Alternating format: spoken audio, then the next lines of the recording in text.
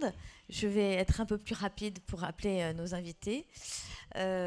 Du coup, je vais appeler la directrice générale du groupe Vive. Je suis très heureuse de retrouver Delphine Maisonneuve. Ensuite, le directeur général de la Fondation Jean Jaurès. Merci de nous rejoindre, Jérémy Pelletier. Ensuite, il est cardiologue, ancien président du Conseil national des cardiologues français CNCF, mais il est également très engagé pour le cœur des femmes, aux côtés de sa consoeur Claire Mounier-Veillé. Bienvenue à vous, Olivier Hoffmann. Et alors, au premier rang, nous avons un coach sportif et animateur de télévision qui interviendra un peu plus tard de façon interactive. Nordine à table. Ce sont les nouveautés des talks de la REF que nous inaugurons aujourd'hui. Enfin non, hier, on a commencé hier, avec peut-être plus d'interactivité entre le public et nos intervenants. Donc bonjour. Bonjour à tous.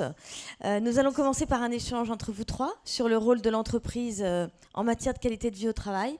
Mais on va dépasser la qualité de vie au travail en allant aussi sur la santé des équipes et la prévention santé de façon plus générale. Je vais commencer avec vous, Jérémy Pelletier. La Fondation Jean Jaurès que vous dirigez a piloté ces dernières années un certain nombre d'études sur tous ces sujets. Sur le sujet de la qualité de vie au travail, est-ce que vous pouvez nous faire une synthèse rapide de là où on en est? Bien, bonjour à toutes, bonjour à tous. Merci beaucoup pour l'invitation. En effet, vous l'avez dit, la Fondation Jean Jaurès, ça fait longtemps qu'elle travaille sur ces sujets et qu'elle essaie régulièrement par un certain nombre de coups de sonde, de voir, de comprendre, d'analyser, d'essayer d'interpréter un peu l'état de santé de la société française d'une façon générale et par extension aussi l'état de santé des salariés françaises et français. Et on l'a beaucoup fait, notamment évidemment depuis la crise sanitaire, parce que vous comme moi, on avait bien senti que là il se passait quelque chose dans le monde du travail. Évidemment, ça a été le moment soit d'accélération de tendance, soit de grande mutation dans le monde du travail. Et alors, de façon très brève, et je vais essayer peut-être de résumer les 4, 5, 6 points qui nous ont semblé intéressants, en tout cas dans le ressenti des salariés français, en faisant le lien avec aussi les questions de santé et les questions aussi potentiellement de santé mentale. Le premier élément, moi, qui m'avait frappé dans les enquêtes qu'on a faites au moment de la crise sanitaire et qui se sont perpétuées à l'issue, c'est d'abord l'état de fatigue un peu généralisé. Alors, par définition, qui ne concerne pas uniquement le monde du travail, qui ne concerne pas uniquement les salariés français. Mais ce qui était très intéressant, c'est quand vous demandiez aux Françaises et aux Français à l'issue de la crise sanitaire et notamment aux salariés, quel est le premier mot qui vous vient en tête quand vous devez qualifier votre état d'esprit du moment.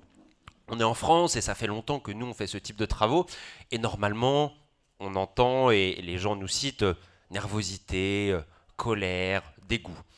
Et là, le premier terme qui est arrivé, c'était le mot fatigue. Et effectivement, le terme de fatigue, qui était un terme qui est beaucoup apparu, en effet, durant la crise sanitaire, à l'issue de la crise, 6 mois et encore aujourd'hui, ça devient, et c'est encore le premier mot, finalement, que citent les salariés françaises et français pour qualifier, en effet, l'état d'esprit qu'ils ont vis-à-vis du travail. Et on l'a vu sur un autre élément, quand on leur demande, et quand on leur demande encore aujourd'hui, est-ce qu'il faut un peu plus d'efforts par rapport à la période avant Covid pour aller au travail? Est-ce qu'il faut se motiver davantage? Est-ce que c'est beaucoup plus difficile de sortir des chaussures pour se rendre au travail par rapport à avant? En effet, on se rend compte aussi que vous avez beaucoup de salariés, une majorité de salariés qui disent aujourd'hui, en effet, c'est beaucoup plus difficile. Il faut me motiver davantage pour sortir de chez moi. D'une façon générale, ça rejoint aussi les liens de sédentarité et de sport dont on parlera tout à l'heure. Mais il faut en effet davantage d'efforts pour en effet me rendre au travail par rapport à la période avant la crise sanitaire. Et ce qui est intéressant, et on va en venir à des éléments un peu plus concrets, c'est quand vous regardez un peu le temps long et quand vous comparez années 90 et aujourd'hui, on voit bien que cet état de fatigue, cet état aussi potentiellement de mal-être dont on va parler d'un certain nombre de salariés au travail, il s'exprime en tout cas à travers, je dirais, la perte de la dimension un peu statutaire du travail, en gros la relativisation de la place du travail dans la vie des individus. Ça, je pense que c'est un élément très important. Quand vous interrogez les salariés français dans les années 90, 60% d'entre eux vous disent le travail a une place très importante dans ma vie. travail une place identitaire, statutaire, je passe beaucoup de temps au travail, mais ça le vaut, ça compte pour quelque chose, etc. etc. 60% dans les années 90. Vous posez la même question aujourd'hui, vous avez à peine 20% des salariés français qui considèrent que le travail a une place très importante dans ma vie. Ça ne veut pas dire que le travail il est secondaire, ça ne veut pas dire qu'il a été balayé d'un revers de main, ça ne veut pas dire que les Françaises et Français et les salariés sont devenus des flemmards, comme parfois on peut l'entendre, mais simplement qu'il y a une forme de rééquilibrage de la balance. Idem quand on compare, et je m'arrête sur ces chiffres-là juste après, quand on compare années 90 ou aujourd'hui. Années 90, vous demandez aux salariés, est-ce que vous avez le sentiment que la balance elle est équilibrée entre ce que vous donnez au travail et ce que vous en recevez? Dans les années 90, grande majorité des salariés français disent oui, la balance elle est équilibrée. Je donne beaucoup de temps, d'intelligence, d'émotion, etc. Mais j'en reçois à peu près l'équivalence, donc c'est OK. Posez la question aujourd'hui, grande majorité des salariés français ont le sentiment que la balance elle est clairement déséquilibrée. Je donne beaucoup, mais je ne reçois pas l'équivalence. Donc, prise de conscience, rééquilibrage dans le temps que je vais mettre, rééquilibrage dans l'impact que je vais mettre. Et j'en viens et je termine là-dessus pour ce premier état des lieux. C'est pas uniquement lié à finalement uniquement à la perte de la place statutaire du travail, uniquement à la relativisation de la place du travail sur le mode je n'ai plus envie de travailler comme je le faisais avant, etc., etc. C'est lié à des éléments en effet qui ont impacté négativement le travail d'une façon générale dans la vie des salariés. Et le travail à la fois une nouvelle condition ouvrière et à la fois des cadres. Vous pouvez nous faire le dessin nouveau finalement du monde du travail. Oui, en trois éléments. Déjà, je pense qu'une partie des salariés français, et ça on le voit dans les enquêtes, ont le sentiment que le travail et en tout cas ce qu'ils font au quotidien a perdu de la valeur. On parle souvent de valeur travail. La vérité, c'est que vous avez un certain nombre de salariés français qui considèrent que le travail a perdu de sa valeur. Premier exemple que je trouvais assez frappant dans les enquêtes qu'on avait faites, c'est tout le milieu évidemment du médico-social et notamment le milieu des infirmières. Un élément qui m'avait beaucoup amusé durant la crise sanitaire, on avait été faire des petits coups de sonde chez les infirmières et chez un certain nombre d'hôpitaux de France et on avait été consulter des infirmières de petits hôpitaux publics dans la région du Pays de la Loire et je tairai l'hôpital. Et quand on demandait aux infirmières comment ça se passe en ce moment, on est à une semaine du Covid, ça doit être très compliqué, vous devez avoir beaucoup de pression, la mort plane au-dessus de vos têtes plus que d'habitude. Les infirmières, elles vous le disaient, c'est vrai, beaucoup de pression, les gens nous regardent, mais en fait c'est beaucoup plus facile de travailler en ce moment. Je dis c'est intéressant, pourquoi? Vous savez, on a mis les administratifs en télétravail. Ah, c'est intéressant, et qu'est-ce que ça signifie mettre les administratifs en télétravail? Elle vous disait, vous savez, toutes les personnes qui en fait nous demandent de faire des choses sur lesquelles on n'a pas signé à la fin du contrat quand on a passé le concours d'infirmière. Toutes les personnes qui en fait ont abîmé une partie de nos tâches au travail, ont abîmé une partie de nos journées de travail, nous demandent en partie de faire quelque chose qui ne correspond pas à ce que nous on aimait faire dans notre travail. Tous ces gens-là, du jour au lendemain, ont été mis en télétravail. Donc on refait finalement dans les hôpitaux ce qu'on aime faire, ce qu'on se plaisait à faire et ce pour quoi on a été formé, à savoir du soin, de la coopération entre patients, entre soignants, etc. etc. Premier élément. Et deuxième élément, et je m'arrête vraiment là, sur la question des cadres, l'élément qui m'a beaucoup frappé, et on pourra en échanger tout à l'heure, je pense que en tout cas, un des éléments qui montre à quel point aussi le travail des cadres a été beaucoup impacté du fait aussi de l'accélération des tendances, des cadences, du rythme, mais pas que, et du fait notamment de la place de l'intimité dans le monde du travail. Idem, quand vous regardez années 90 et aujourd'hui, dans les années 90, quand vous demandez aux cadres dirigeants, est-ce que dans les années à venir, vous envisagez d'encadrer des gens ? Est-ce que ça correspond à l'évolution naturelle de votre travail, à l'évolution naturelle de votre parcours ? Grande majorité des cadres, de DRH, ENCO, vous disent oui, moi j'ai envie d'encadrer des gens dans les années à venir. Ça correspond à mon évolution naturelle, c'est gage d'évolution positive dans mon travail. Posez la question aujourd'hui, vous avez à peine un cadre sur deux qui dit oui, dans les années à venir, j'aimerais bien encadrer des gens. Pourquoi ? Parce que encadrer des gens est devenu beaucoup plus difficile qu'avant.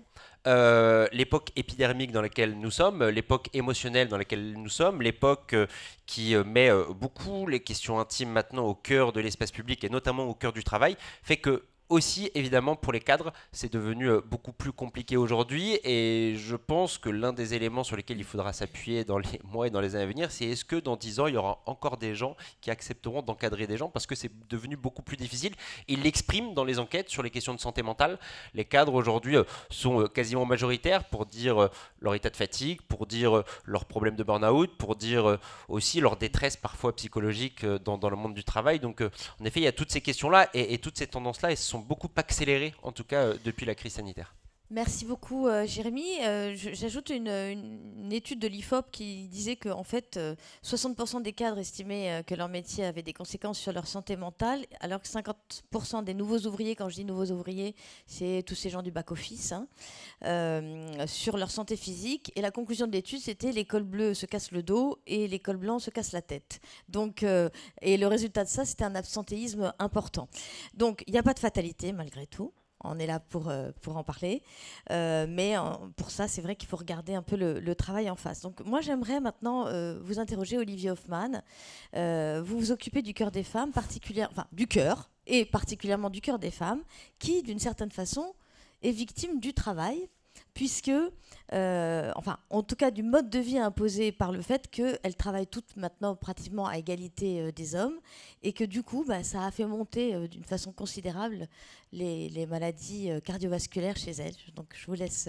Alors, je vous remercie pour votre invitation. C'est mon amie le professeur Claire Mounier-Veillé qui est présidente de l'association Agir pour le cœur des femmes et que je représente aujourd'hui. Les maladies cardiovasculaires sont devenues la première cause de mortalité chez la femme. C'est 200 décès par jour. C'est 6 fois plus que le cancer du sein. La femme est polarisée par le sein, elle décédera du cœur. Alors, les femmes, comme vous l'avez évoqué, travaillent comme les hommes, stressent comme les hommes, boivent comme les hommes, fument comme les hommes et finalement font des infarctus comme les hommes et peut-être un peu plus. Elles ont, comme vous le savez mieux que moi, leur vie professionnelle à gérer, leur vie familiale et donc une charge mentale qui est beaucoup plus importante. Alors comment avancer et pourquoi finalement plus d'infarctus chez les femmes ? Les femmes ont moins de dépistage cardiovasculaire que les hommes, elles consultent moins, elles s'occupent en priorité de leur famille. Leur interlocuteur est classiquement le gynécologue qui doit faire un bilan, c'est-à-dire dépister les facteurs de risque, le cholestérol, le diabète, par une prise de sang, prendre la tension, leur demander si elles fument, et en fonction, les adresser à un cardiologue pour faire le point s'il y a des facteurs de risque. Alors, comment avancer pour ce dépistage ? Le cardiologue programmera ce qu'on appelle un score calcique. Alors, un score calcique, c'est un examen très simple.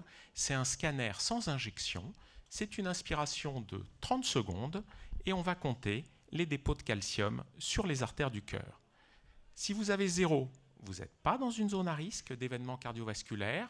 Dans les années qui viennent, il y a une première barre à 100, une vraie barre à 400. Et en fonction de ce score calcique, ça nous permet de serrer le risque et de traiter les facteurs de risque. Mais il faut que les femmes puissent accéder à la médecine et au cardiologue. Merci beaucoup, docteur. La santé s'est installée parmi les premières préoccupations des Français. C'est plus important que le salaire, que le pouvoir d'achat, que la sécurité, que la lutte contre la délinquance.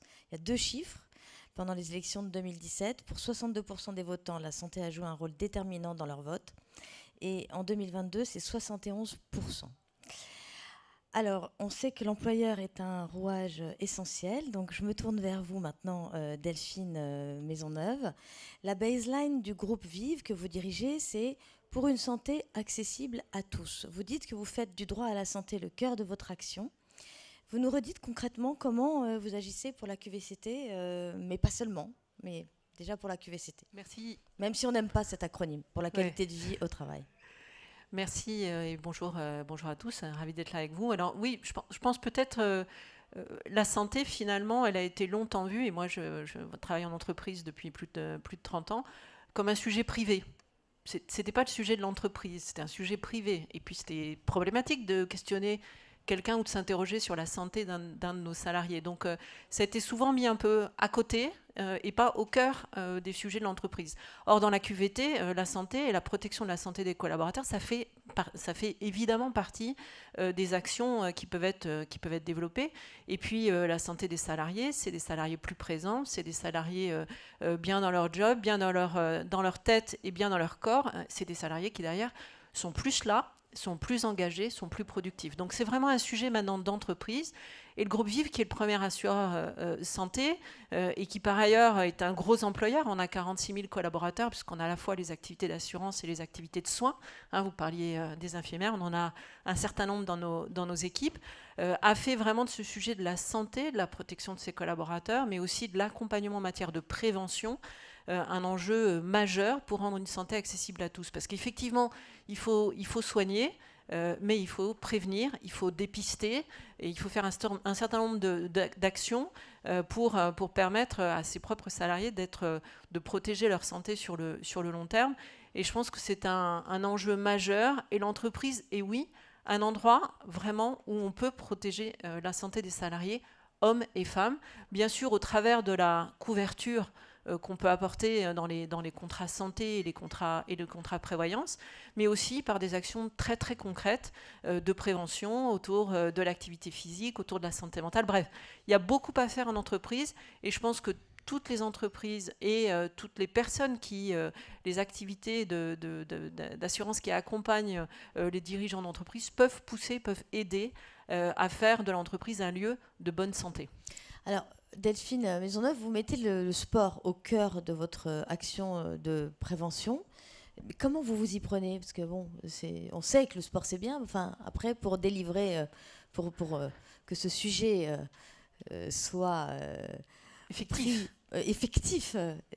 Je pense que d'abord le sport. Alors, on sort des JO et on a adoré cette ambiance, cette performance, mais le sport, je ne sais pas si on doit parler de sport ou d'activité physique. D'ailleurs, on pourrait avoir un débat sur c'est quoi la définition du sport santé, du sport en entreprise, etc.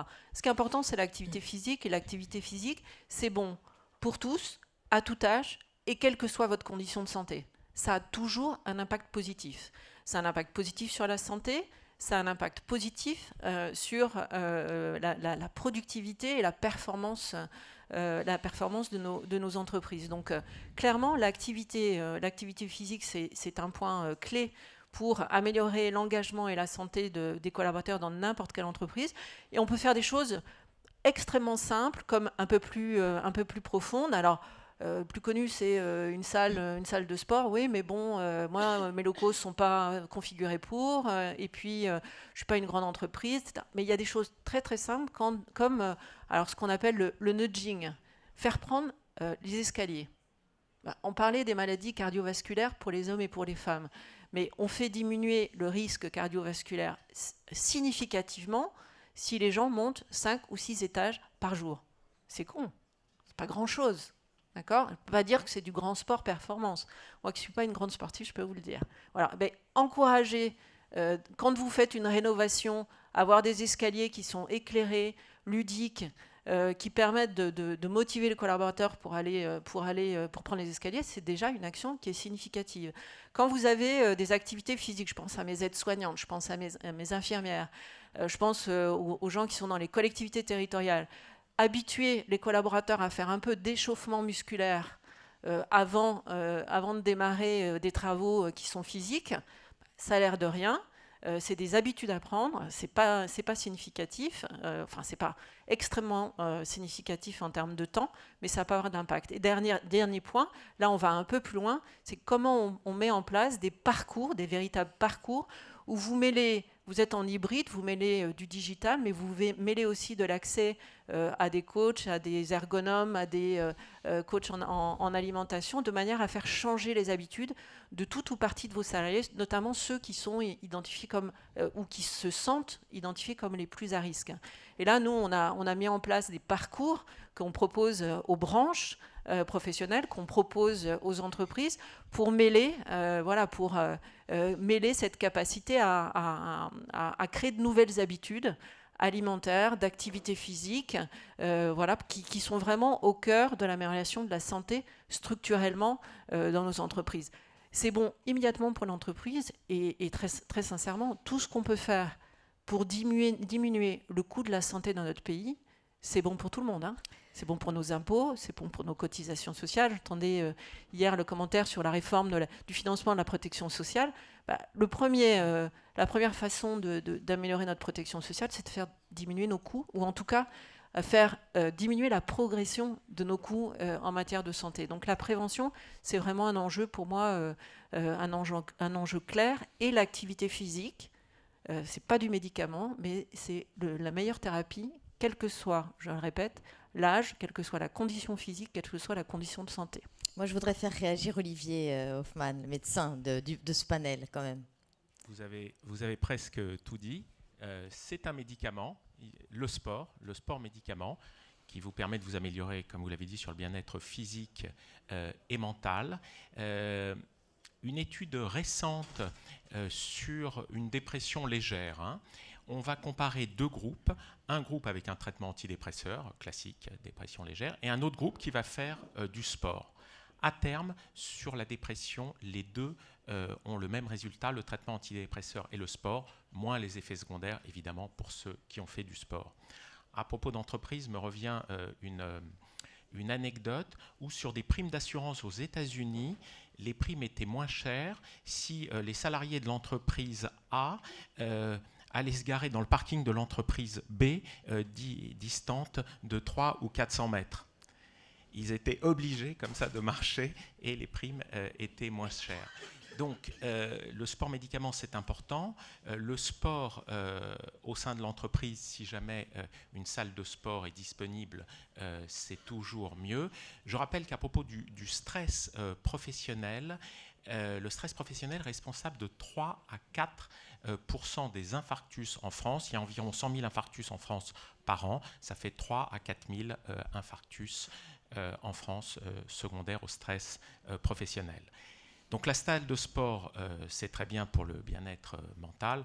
Si une lapalissade, si évidemment votre supérieur hiérarchique est odieux avec vous du matin au soir, ça diminuera les bienfaits. Et juste une règle, il y a un adage en cardiologie, j'en profite, même si je suis un peu hors sujet, un adage, il y a 3 règles en cardiologie, le tabac et le tabac. Hein.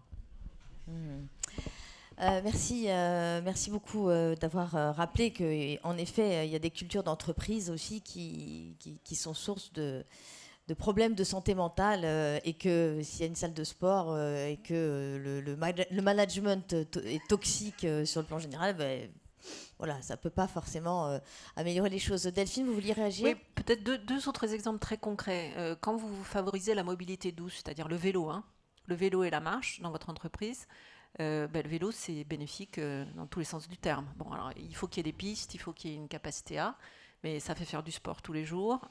Ça améliore l'impact sur l'environnement, qui a en retour un impact sur notre santé à tous. Bref, mobilité douce, c'est vraiment un point qui peut aider. Et puis peut-être sur le sport en entreprise, il faut multiplier les types ou l'activité physique, les types de sport et les types d'horaires. On parlait des femmes.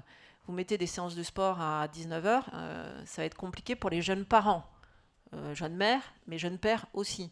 Donc il faut être en capacité d'avoir des horaires un peu différents. Et puis pas de dire ah bon, tu vas faire ton sport, ah, bah, t'as bien le temps, toi t'es pas chargé comme... voilà. Non, au contraire, super, tu vas faire ton sport. Nous, on a motivé nos collaborateurs. Là, dans notre siège, on est peu nombreux, on est 450 personnes là, à Paris.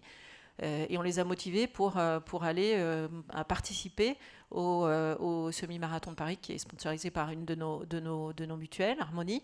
On a eu plus de 40 personnes qui se sont inscrites. Il y avait des chevronnés, hein, il y avait des gens qui n'avaient jamais participé à un semi-marathon. Avec un petit coaching collectif, ils se sont tous motivés, on en a fait un événement d'entreprise, ça a eu un super impact. Merci beaucoup Delphine. Alors moi j'aimerais quand même qu'on confronte cette intention et cette intention très louable à la réalité. Et je vais me tourner vers vous, Jérémy, à nouveau. Est-ce que vous pourriez, mais rapidement s'il vous plaît, me dire le rapport, parce que dans les études que vous produisez à la Fondation Jean Jaurès, vous avez des études sur le rapport des Français au sport, à l'activité physique. Est-ce que vous pouvez nous en faire une petite synthèse, s'il vous plaît? Premier élément, le premier médicament, c'est le fait que les uns et les autres soient heureux dans leur travail, soient bien dans leur travail. Et donc le premier médicament, ça reste, quoi qu'on en dise, quoi qu'on en pense et quoi qu'on puisse se rassurer, ça reste la question du travail, ça reste la reconnaissance au travail. Ça, c'est quand même le premier élément. On l'a dit. Hein, on l'a a dit. Parlé du management toxique versus Absolument. la salle de sport. Deuxième élément, un élément qui me frappe beaucoup, et en effet, vous avez parlé de stress, vous avez évoqué le stress. Ce qu'on voit beaucoup, en tout cas ce qu'on a essayé de mettre en lumière à travers un certain nombre d'études, c'est qu'il y a un lien.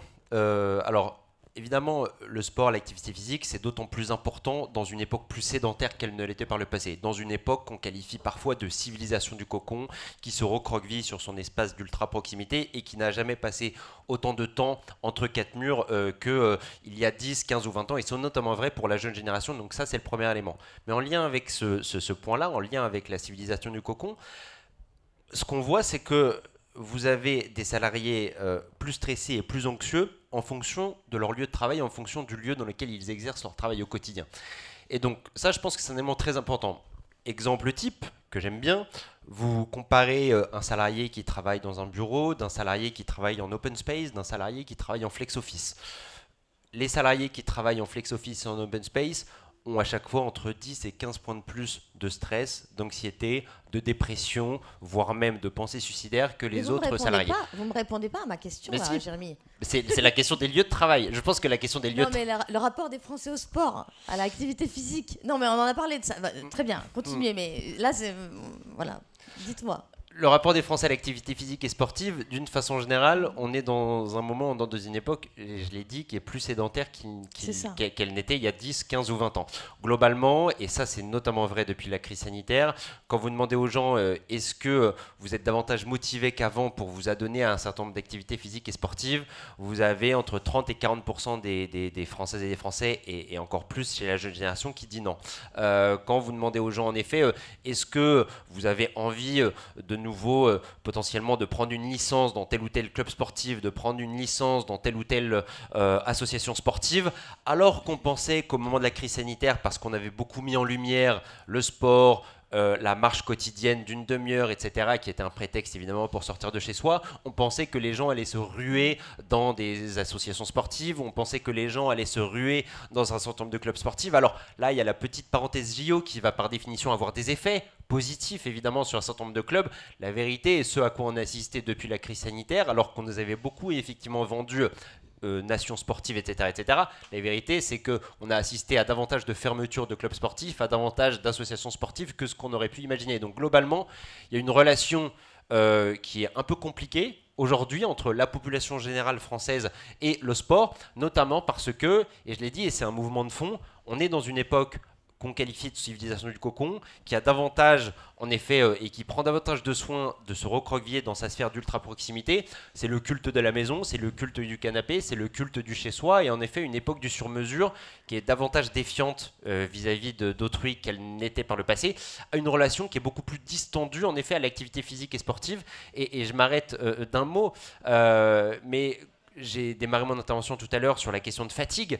Oui. En effet, on est aussi dans une époque où, quand le premier terme qui qualifie les Françaises et les Français et qu'ils nous citent, c'est le terme de fatigue, c'est le terme voilà, qui donne un peu le sentiment d'être dans une époque un peu ramollie. En effet, il y a une relation un peu distendue avec l'activité physique et sportive, quoi qu'on en dise. Surtout que vous m'aviez cité un chiffre qui était que 42% des actifs se déclarent plus fatigués qu'avant la pandémie, après un effort physique. Donc ça, c'est...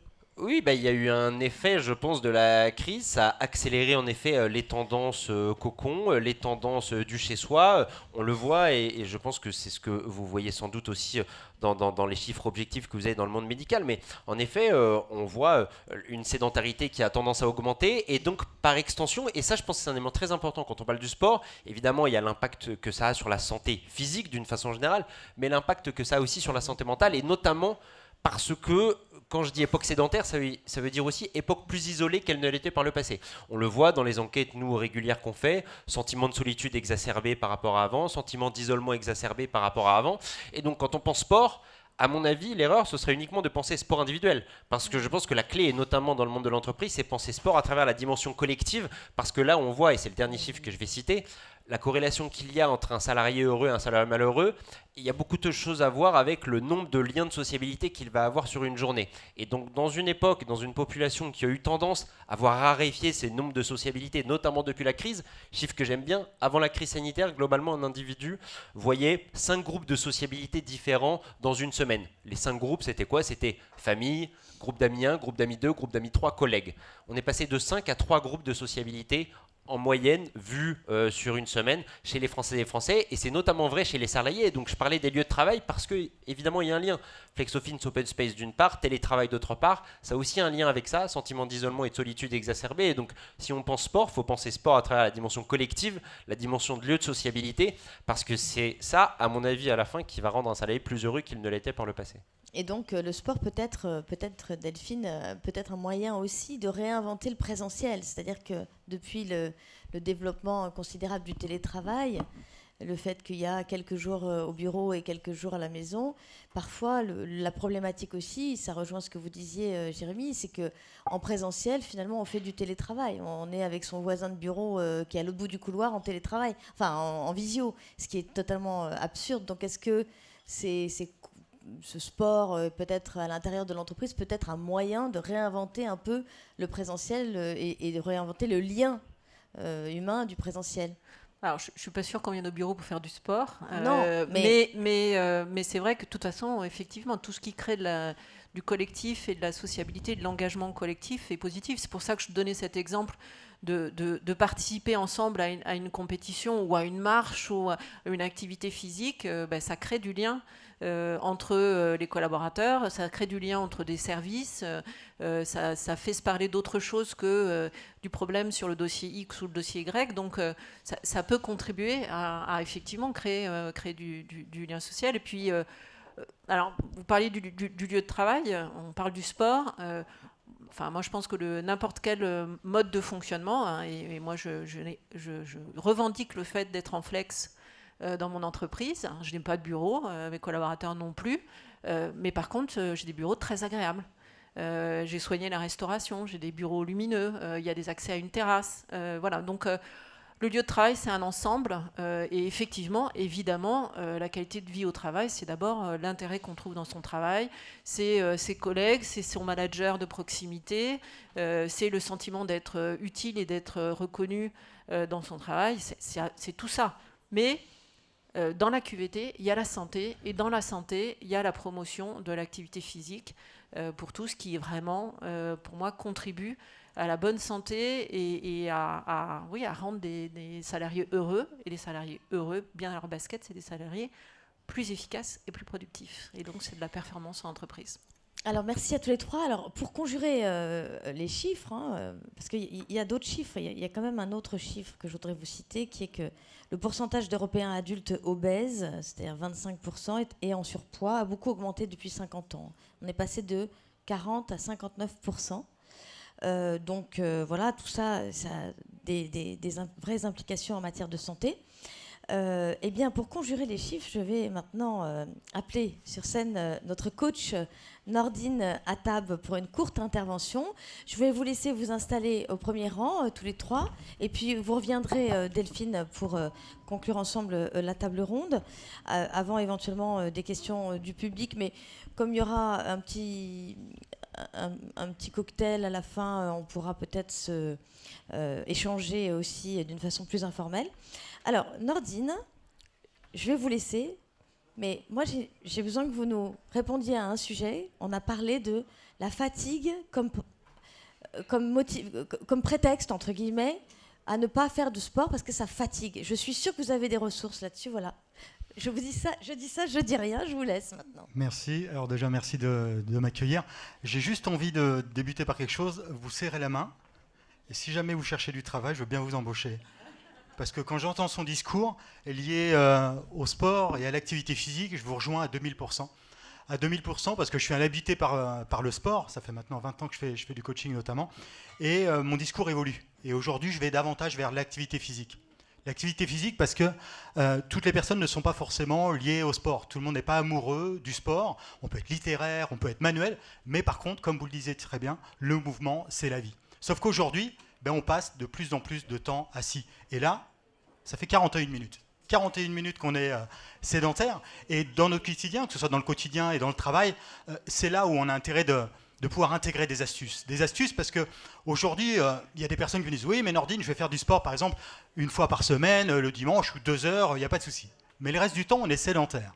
Et aujourd'hui, toutes les études le montrent, plus on sera actif dans notre quotidien, plus on aura de meilleure santé, de meilleurs résultats en termes de santé, comparé à une personne qui serait sédentaire la semaine et sportif le week-end. Donc c'est là où on a intérêt de faire évoluer les choses, parce qu'aujourd'hui, comme le dit le professeur Carré, la chaise est une tueuse silencieuse. Et c'est vrai que lié à la force des cuisses, aux problèmes de dos, aux problèmes respiratoires, aux problèmes cardiovasculaires, tout est lié à la chaise. Et aujourd'hui, là par exemple, on est en train d'évoquer des mots. Moi ce que j'aime, c'est le côté pratique. Donc il y a peut-être des personnes qui ont des problèmes de dos dans la salle. Est-ce qu'il y a des personnes qui auraient des problèmes de dos? N'ayez pas peur, on est en... Comme par hasard, personne n'a mal au dos. D'accord. Ah voilà, ça commence à se lever, voilà. Donc il y a beaucoup de problèmes de dos, et notamment au temps passé assis, liés à la fonte musculaire, qui viennent des jambes. On a souvent tendance à renforcer le dos, et pourtant ce qui porte le buste, ce sont les jambes. Alors ce que j'ai envie de faire, c'est d'apprendre à vous connaître. D'apprendre à vous connaître, et pour ça on va se faire un petit test, en 3 points, pour voir un peu où vous en êtes en termes de force musculaire. Alors moi j'aime bien les gens qui parlent, mais j'ai envie de les voir en démonstration. On peut l'applaudir. Oh bah oui, attendez. Voilà. Vous allez pouvoir vous asseoir. J'aime bien voir les professeurs aussi, parce qu'ils parlent toujours bien, tout ça, mais après, côté... Vous faites un peu de sport, jeune homme? Que du tennis. C'est ça, on va voir ça. Et...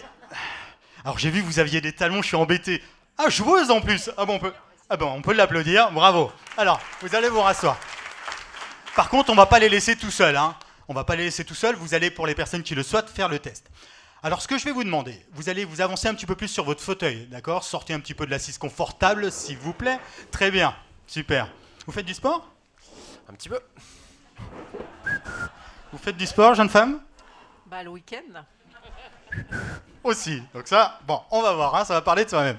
Donc là, ce que je vais vous demander de lever un pied, un tout petit peu, d'accord? Très bien, on est bon, tout le monde... Ah ouais, tout le monde joue là, il y a des joueurs là. Et, ah non, je suis bête, là, j'ai failli... Je vous ai mis sur le 2e niveau. Rabaissez la jambe, s'il vous plaît. Premier point, je vais vous demander de vous relever, simplement. Vous voyez, vous m'avez mis la pression. Là, jusqu'ici, laisse-moi... C'est bien, ok, très bien, on va pouvoir se rasseoir. Donc là, bravo, tout le monde a réussi à avoir un point, d'accord? Donc là, maintenant, on va aller chercher le 2e point. Je vais rester avec vous parce que j'ai peur qu'au niveau de la proprioception, avec les talons, vous chutiez. Et là, ça serait la fin de ma carrière. Donc là, vous allez lever un petit peu un pied. Levez un petit peu un pied, d'accord? Et juste en prenant appui sur la jambe d'appui, donc celle qui est posée par terre, vous allez pousser pour essayer de vous relever. Allez, go! Hey, bravo! Je vous ai vu. En plus, premier rang, ça tombe bien. Super. On vient se rasseoir. Alors déjà, bravo, parce que là, tout le monde a réussi. D'accord? Sauf que j'ai vu qu'il n'y avait que des malins et des malines, donc à 85%, tout le monde a pris la jambe forte. Donc ce que je vais vous demander, c'est de faire le 3e test, d'accord? Cette fois-ci, on va prendre l'autre jambe et on va voir ce qui va se passer, d'accord? Donc la jambe opposée et vous essayez de vous relever. Oh! Eh ben bravo. Alors là, chapeau, parce que là, vous avez réussi. Faites-moi voir, attendez, oui. Faites-moi voir, professeur, faites-moi rêver. C'est laquelle votre jambe forte? Ah oui, d'accord. On y va. Oh, ouais, chapeau, bravo. Alors, ce qui est intéressant, de manière très pragmatique, vous pouvez vous rasseoir, merci, de manière très pragmatique, et notamment dans les métiers physiques, vous évoquiez tout à l'heure les infirmières, les personnes qui peuvent accompagner ou aider les résidents et les résidentes, notamment des EHPAD, il y a des personnes qui vont avoir de la difficulté à se relever, et de ce fait-là, ils vont utiliser énormément leurs mains. Alors, soit parce qu'il y a un problème d'arthrose, soit parce qu'il y a un manque de force musculaire au niveau des jambes. Donc, il faut imaginer après, accumuler avec le nombre d'années, le déficit que ça peut engendrer, et puis surtout, les problèmes au niveau du dos. Après, le travail, donc là à 2 points, bravo parce que tout le monde a réussi, d'accord? Donc si jamais vous ne réussissez pas, grosse nécessité de renforcer la jambe sur laquelle vous avez pris appui. Et après, si vous avez une différence, c'est-à-dire si vous avez réussi par exemple la jambe droite et pas la jambe gauche, ben là, automatiquement, essayez de réguler la force musculaire, donc des quadriceps, des ischios, des fessiers, de la jambe sur laquelle justement vous devez capitaliser de la force pour pouvoir un petit peu rééquilibrer. C'est-à-dire c'est un peu comme un mât de bateau avec des forces avant, arrière, et bien là aussi au niveau des jambes, pour avoir une bonne position, c'est nécessaire. Mais en tout cas, bravo, et surtout avec du 5 ou 6 cm, parce que là, il fallait réussir à se relever. Je vais les garder avec moi, on va se faire un dernier test, et après je vais rendre le micro. Est-ce qu'il y a des personnes qui ont des... Est-ce que vous avez d'ailleurs des mots passer avec le temps devant les écrans, ça peut être au niveau des cervicales, au niveau des épaules, au niveau de la nuque. Est-ce que ça vous arrive? Oui, un petit peu. Bref, super. Régulièrement, les cervicales. Ah, je savais que je chopais le bon... Tout va bien, je ne vais pas voir les docteurs. Bonne réponse, super. Alors, on va se faire un petit test. Vous avez votre téléphone avec vous? Je l'ai laissé dans mon sac. Vous l'avez laissé dans votre sac. Eh bien, vous allez pouvoir... Pareil, très bien. Eh bien, vous allez le chercher, s'il vous plaît. Là, et vous allez pouvoir prendre votre téléphone et vous allez mettre le bras en l'air avec votre téléphone. Avancez-vous, hein, avancez-vous. Vous pouvez reposer les jambes, là, ça y est. Donc là, avancez-vous, avancez-vous, avancez-vous. Avancez-vous sur votre chaise, pardon. Voilà, pour vous laisser de l'espace. Très bien. Vous l'avez, super. Donc ça, c'est un petit test aussi en 3 points. Je vais vous demander de vous relever et vous allez regarder par ici. D'accord? Vous allez regarder la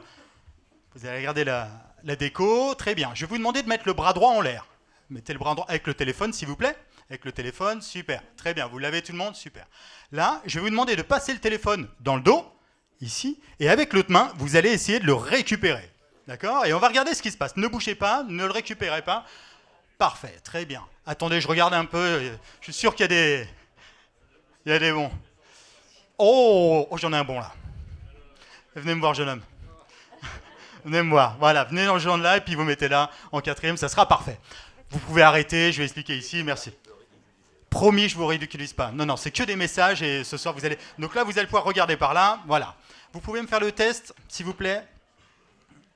On est en famille, là, tout va bien, vous inquiétez pas. Voilà, très bien. Donc, qu'est-ce qu'on constate? Il ne réussit pas forcément à rattraper le téléphone, donc là, il y a à peu près une main de différence. Donc là, vous êtes peut-être déjà sujet à des mots au niveau des épaules, tout ça. Donc là, tout de suite, sur les personnes comme ça, liées justement à l'accumulation des mots, donc fragilité notamment au niveau des épaules.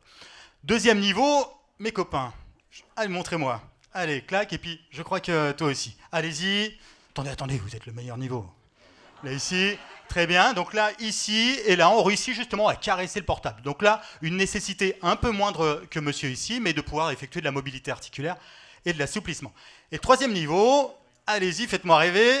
Donc là, voilà, c'est-à-dire que là, si je lui enlève le téléphone, elle pourrait venir toucher un petit peu les doigts. Je me permets, essayez, voilà, et là, elle réussit à crocheter les doigts. Donc là, on peut l'applaudir. Donc là-dessus... Ça tombe bien que ça tombe sur vous en plus, ça fait un peu classe, quoi. Voilà. Mais là, ce qui est important là-dessus, juste un petit entretien, mais un peu moins que ces deux personnes-là, et beaucoup moins que là. Donc là, en fonction du test que vous allez effectuer, côté droit et côté gauche, là aussi, effectuer de la mobilité articulaire et de l'assouplissement pour pouvoir retrouver de l'aisance et puis surtout limiter et prévenir les maux au niveau des cervicales. Bravo et merci.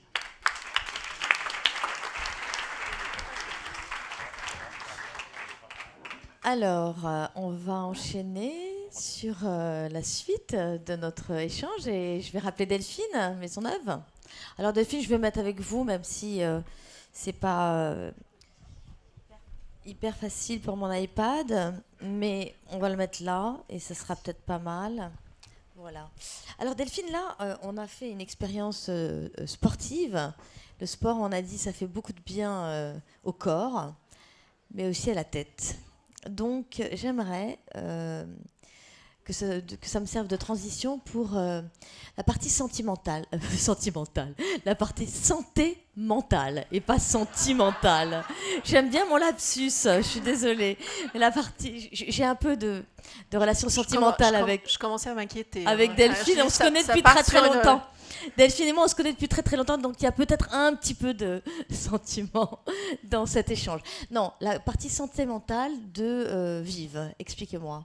Oui, je pense que... Alors, on a parlé de l'activité physique, mais en matière de prévention, le sujet santé mentale, c'est aussi un sujet qui, à mon sens, a toute sa place et doit avoir de plus en plus sa place en entreprise. Et en tant qu'assureur d'entreprise, avec nos mutuelles et en particulier Harmonie, c'est vraiment un des sujets aussi qu'on veut pousser en termes de priorité. Alors il y a bien sûr tout ce qui tourne autour de la sensibilisation, mais il y a aussi très concrètement les actions à mener avec des parcours d'accompagnement, notamment pour identifier et traiter le plus tôt possible des problématiques de santé mentale légères. Alors une fois de plus, si le management de proximité, si la culture de l'entreprise, si tout ce qu'on peut faire ne va pas résoudre les sujets qui sont fondamentalement des sujets internes de l'entreprise.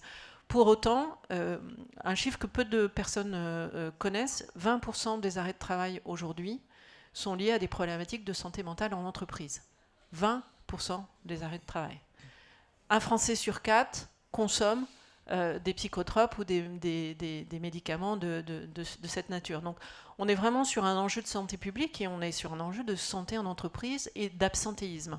Donc travailler sur ce sujet de santé mentale en entreprise et plus largement de santé mentale en France, pour nous c'est vraiment un enjeu extrêmement important. Je pense qu'on a quand même déjà bien progressé en termes de sensibilisation. C'est un peu moins un tabou dans les entreprises, mais ça reste un sujet sur lequel il faut vraiment travailler et progresser. Alors, l'activité physique a clairement un impact positif. Hein, vous l'avez dit, je cherche le professeur, voilà, vous l'avez dit sur le sujet du médicament autour de l'activité physique. Voilà, le sujet santé mentale, la capacité à proposer des parcours, une fois de plus, hybrides. Une appli, c'est super, mais ça a ses limites. Être en capacité de coupler un véritable diagnostic avec une capacité à faire de l'embarquement avec une appli digitale, mais aussi de l'accès à une psychologue, à un psychologue, à un médecin, ça peut réellement faire la différence en entreprise. Chez Vive, par exemple, nous avons depuis 2 ans formé 300 personnes au premier secours en matière de santé mentale. C'est 2 jours de formation. Ce sont des gens qui écoutent, c'est quoi? C'est des gens qui sont à disposition. En fait, c'est une formation qui permet à tout un chacun. Alors nous, on l'a fait suivre la quasi-totalité de la filière RH, mais on a aussi un certain nombre de dirigeants qui ont souhaité le suivre. Et ça permet d'identifier des premiers signaux, d'avoir les bons comportements. Hein, moi, ça fait partie de mon programme de formation dans les 12 mois qui viennent. Mais clairement, les premiers secours en santé mentale, c'est une formation, c'est un investissement pour une entreprise, pour ses dirigeants, mais c'est clairement un point qui peut faire progresser l'entreprise, à la fois pour comprendre, mais aussi pour identifier, dépister et déstigmatiser. Alors on parle beaucoup des salariés, mais je voudrais aussi qu'on parle des dirigeants. Les problématiques de santé mentale chez les dirigeants, les problématiques de burn-out sur les dirigeants, les dirigeantes, c'est pas un phénomène, je dirais, qui est neutre aujourd'hui. Alors il y a beaucoup de travail qui est fait avec le CCI, avec le MEDEF, etc., pour avancer sur ce sujet-là. Là aussi, il ne faut pas attendre d'être au fond du trou pour essayer de trouver une solution. Et là aussi, la déstigmatisation, la capacité à ce que chacun des dirigeants trouve au sein de son réseau de pairs, auprès des préventeurs qu'il peut trouver, de la branche, de ses collègues, de capacité à trouver des ressources pour traiter ces problématiques de santé mentale au plus tôt, je dirais au plus tôt dans le processus, c'est absolument essentiel. Et une fois de plus, alors évidemment on doit le faire parce qu'on a tous envie que nos dirigeants d'entreprise, nos salariés soient en bonne santé, y compris santé mentale, mais aussi parce que c'est une question de performance de l'entreprise, une fois de plus. Hein. Donc je pense qu'il y a vraiment cette logique, et si finalement de plus en plus de chefs d'entreprise se disent il n'y a pas de santé, mon entreprise, j'ai besoin que mes collaborateurs, j'ai besoin que mes dirigeants, j'ai besoin moi-même d'être en bonne santé, premier point. Et deuxième point, il n'y a pas de santé physique, de bonne santé physique sans bonne santé mentale. Voilà, s'il y avait un point à retenir, c'est ce point-là. Et après, voilà, il faut faire le diagnostic dans son entreprise, qu'est-ce que j'ai envie de mettre en place, j'en suis où en matière de sensibilisation. Mais voilà, ça reste un sujet pour moi qui est encore à travailler, à faire progresser en France. D'une certaine façon, vous dites que les dirigeants devraient peut-être s'autoriser davantage à une certaine vulnérabilité, pour eux bien sûr, mais aussi pour leurs équipes, et d'envoyer un message au fond parce qu'on parle de performance, mais souvent la performance, on l'entend comme justement un truc où il ne faut jamais être faible, où il ne faut jamais avoir de fragilité. Donc, alors, je ne suis pas chercheur sur ce sujet-là, je vais plutôt parler à titre personnel en tant que dirigeante. Alors on est toujours partagé, parce que quand en tant que dirigeant, vous n'avez pas le moral, vous n'êtes pas en grande forme, etc., si vous l'affichez un peu trop, tout le monde se dit mais qu'est-ce qui se passe, l'entreprise, on est en train de partir. Voilà, donc il faut trouver à la fois cette logique de dire mais c'est normal, en tout un chacun, on peut avoir des jours avec et des jours sans. On fait, nous dans notre entreprise, un petit exercice qui parfois fait je me dis bon, est-ce qu'on n'est pas en train de faire un peu les alcooliques anonymes, mais bon, avec mon comité de direction, on dit bon on va commencer par dire aujourd'hui je me sens comment, qu'est-ce qui me donne de l'énergie et qu'est-ce qui me tire vers le bas. Quand même de se dire il y a quelqu'un autour de la table dans mon équipe qui n'est pas en forme parce que sujet personnel, ou parce que simplement il est très frappé par tel ou tel sujet de contexte politique, de contexte géopolitique, social ou autre, et que du coup, il n'est pas en grande forme. Et c'est pas qu'il m'en veut, c'est pas que le sujet l'intéresse pas, c'est pas qu'il n'est pas engagé, c'est juste qu'aujourd'hui, il n'est pas en super forme. S'autoriser à se dire ça entre nous, dans un comité de direction, c'est le début d'une prise de conscience que oui, c'est normal qu'on ne soit pas tous les jours à 400%. Voilà. Moi, je suis désolée, je ne suis pas une Wonder Woman. Il y a des jours où je me dis, vous savez quoi, je vais rentrer parce que là, je pense que j'ai besoin de respirer un bon coup. C'est normal. Voilà. Donc, je pense que ça fait partie de ces sujets-là. Montrer qu'on est vulnérable pour être vulnérable, voilà, il faut doser. Mais oui, les sujets, trouver ce bon équilibre entre la vie perso, la vie professionnelle, l'intérêt au travail, je pense que c'est important pour tout un chacun, et je pense que les dirigeants ont intérêt effectivement à prendre ce temps d'hygiène personnelle pour être capable de se dire, voilà, moi, comment est-ce que je préserve cet équilibre mental et comment j'autorise les personnes autour de moi, mes salariés, mes dirigeants, à faire attention à eux-mêmes aussi. Merci beaucoup Delphine Maisonneuve. Alors maintenant, voilà, on va enchaîner sur la deuxième intervention de Nordine Attab. Et j'espère, Nordine, que vous allez répondre à la question que je vous ai posée. Hein. Non. Comment quoi, on fait déjà, la question comment on fait du sport quand on est fatigué et qu'on se dit ça va me fatiguer encore plus? Je pense que vous avez des réponses. Et je vais vous donner la même réponse. Le sport n'est pas une obligation.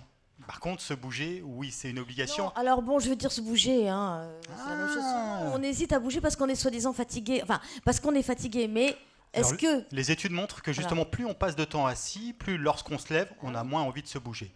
Et donc au final, le temps passé assis nous détruit, et puis surtout, nous permet pas derrière d'engranger du mouvement. Alors, mon métier, je l'ai fait un peu évoluer, et aujourd'hui, je suis très content parce que il y a 1 an et demi, le groupe Vive, et notamment Vive 3, m'a donné la possibilité d'intervenir dans un EHPAD, à côté d'Orléans, à Chevilly exactement.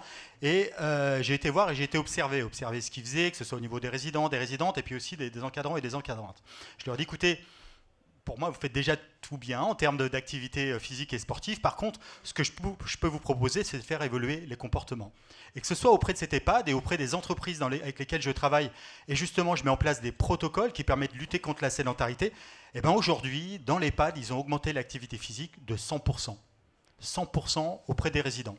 Alors ça vous parle peut-être pas beaucoup, mais pour des personnes qui ont notamment 80, 85 ans, 95 ans, par an, ils cumulent en plus de leur vie quotidienne 115 km.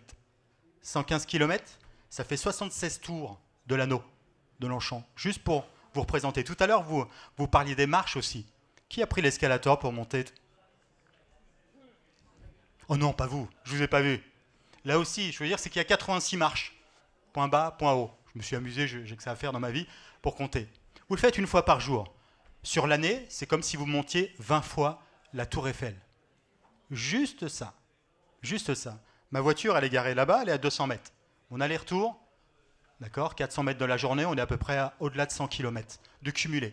Donc là aussi, on a intérêt de faire évoluer les mentalités pour justement, on peut se mettre au sport, mais pour pouvoir être sportif ou sportif, il faut d'abord être actif et active. Alors, tout à l'heure, j'ai appris à vous connaître pour voir au niveau de la force, d'accord. Puis là, c'était les petits tests. J'ai un autre petit test, d'accord. Je vais m'amuser à gonfler 2 ballons. Je peux vous emprunter, s'il vous plaît? Enfin, vous emprunter, c'est mal dit, ça. Vous allez, hop, faire une chef d'équipe, d'accord. Ici, vous pouvez couper la pièce en 2, vous décaler un tout petit peu par là, clac, clac, clac, que je puisse avoir une équipe ici et une équipe par là. Très bien. Je peux vous demander de gonfler un ballon, s'il vous plaît. Professeur Elou, venez me voir. Ah bah oui, vous êtes devant moi, venez me voir. Vous me gonflez, vous avez du souffle? Ça serait. Ouais. Donc là, vous gonflez le ballon, vous me faites un joli nœud. Même chose aussi, s'il vous plaît. Ici. Et pendant ce temps-là, donc là, hop, décalez-vous un petit peu.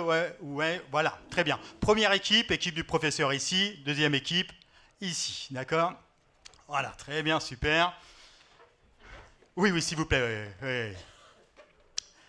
Alors, on va se faire un petit test, d'accord? En plus, on sort des JO, donc c'est parfait.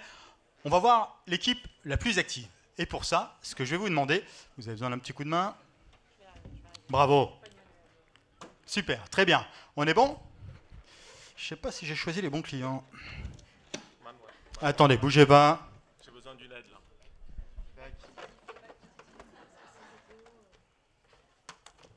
Voilà. Tenez. Clac. Super. Alors, ce que je vais vous demander, d'accord, vous allez pouvoir vous rapprocher de votre équipe. Très bien. Quand je vais vous dire top, quand je vais vous dire top, donc, vous allez lancer le ballon, je me permets, ici, d'accord? Et vous, sans le rattraper, vous allez taper dans la balle, d'accord? Le ballon, et vous allez le passer à qui vous voulez, d'accord? But de l'objectif, en 20 secondes, on va voir quelle équipe fait le plus de passes, en tapant avec le ballon, d'accord? Vous êtes prêts? Il y a des médailles à l'arrivée, et puis il y a des offres, je crois, en plus, hein, pour les assurances notamment, voilà. Je balance le truc comme ça. 3, 2, 1, c'est parti. Clac, et après vous le passez derrière. Voilà, il faut compter le nombre de passes. Professeur, vous comptez le nombre de passes, s'il vous plaît. Allez. Vous passez derrière, hein, soyez quand même... Ouais, voilà. Très bien, super. Allez, on est quasiment à 10 secondes. Ça se défend, ça se défend, ça se défend. Je suis curieux de voir le résultat. Allez, il reste 5 secondes. 4, 3, 2, 1, OK. Alors... on va récupérer le ballon. Là, je vois en plus qu'il y a des enfants et tout. Ça s'amuse. Ok, vous êtes prêts pour le résultat? On va voir quelle équipe. 20. 20 passes. Et 25. On peut les applaudir. Ah, on veut revoir la vidéo. Alors, je vais avoir mes médailles, mais je crois qu'en plus que je les ai oubliées. Et ça tombe bien parce que je vais en distribuer à aucune. Aucune des personnes présentes ici. Je veux dire, c'est que ça fait combien de temps qu'on parle d'activité physique et de sport? 1 heure. Il y a eu 45 passes, personne ne s'est levé. Personne. Une personne, bravo. Une personne sur 45. 2 personnes sur 45. Et c'est là où je veux venir dans le message. C'est-à-dire que là, je vous ai mis du ludique. Je vous ai mis du ludique, tout le monde n'est pas sportif ou sportif. Mais par contre, là, on est dans un terrain de jeu. On est là en train de s'amuser. Je vous donne juste une activité, je vous donne une consigne. Vous, vas-y, passe la balle, vas-y, là, c'est bon, là aussi. Et c'est là où c'est intéressant, c'est-à-dire dans notre quotidien, on a tout intérêt de pouvoir placer des petites astuces et au final de garder son cœur d'enfant pour pouvoir retrouver du mouvement. Merci beaucoup, merci à vous. Merci. Merci à toutes et à tous. On va enchaîner. Je crois que vous avez un petit jus Elsie, bien sûr, qui est prévu après ce talk. Vous pouvez poser des questions à nos intervenants. Voilà, y compris d'ailleurs, si vous avez des questions. Alors, c'est dehors? D'accord, excusez-moi. Alors, le petit jus est dehors, sur la terrasse, ce qui sera très agréable. Et si vous voulez avoir des réponses sur la question de la fatigue, je vous invite à poser la question à Olivier Hoffmann, mais là, en direct, voilà, là-bas. Merci en tout cas.